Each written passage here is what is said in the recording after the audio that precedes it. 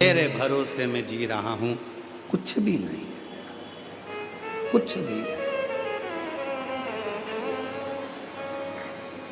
हम उस पर आश्रित हो जाएं।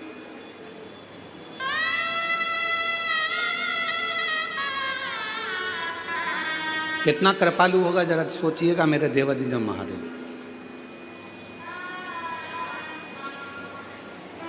एक मधुरा नाम की अप्सरा थी,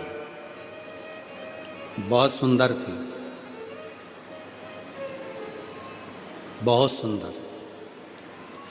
इतनी सुंदर अप्सरा थी, इतनी सुंदर अप्सरा थी कि उसको कोई देख लेता था तो कहते हैं कि वो 100-200 साल तो वहीं एक जगह पर खड़ा रह जाता था। इतनी सुंदर अप्सरा थी मधुरा, इतनी सुंदर।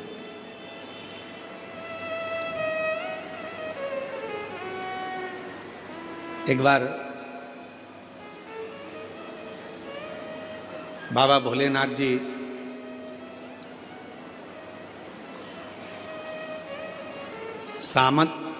समाधि में लीन थे, साधना में लीन थे।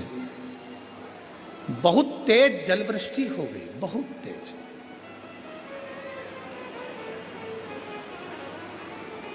इतना तेज जलवृष्टि हुई, इतनी तेज जलवृष्टि हुई, पूरा जल भगवान शंकर की साधना पर गिर रहा था, शिव पर गिर रहा था।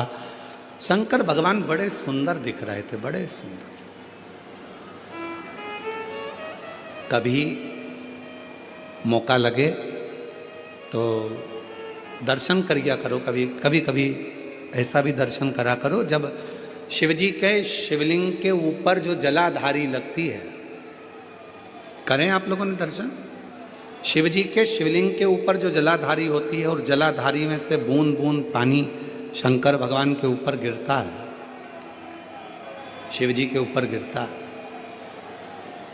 कभी कभी उसका भी एक प्रेम से दर्शन करा करो,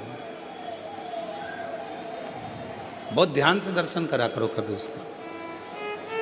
आप लोगों को पहले भी कहा कि जो जलाधारी होती है जिसमें से बूंद बूंद पानी गिरता है वो शंकर भगवान की 5 लड़कियां हैं। कितनी बेटियां हैं? 5। सब लोग उसका नाम बोलेंगे। जया, विषहरा, शामली बारी, दौतली, देव। ये शंकर भगवान की 5 लड़कियां हैं जो शिवजी के ऊपर निरंतर एक एक बूंद पानी गिरा रही हैं। निरंतर जल गिर रहा है, निरंतर जल पड़ रहा है। कभी अगर मौका मिला करे तो एक बार जब आप शिव जी को जल चढ़ाने जाओ, लोटा भर के जल चढ़ाने जाओ, भगवान शंकर को जल अर्पित करने जाओ, तो कभी कभी अगर तुम्हारे थोड़ा सा समय तुमको तुम्हारे घर से अगर मिल जाए तो 2-5 मिनट शिव जी की जलाधारी में से जो पानी गिरता है उसका भी दर्शन करा करो, उसका दर्शन किया कभी कभी। और यहां तक शिवपुराण कहती है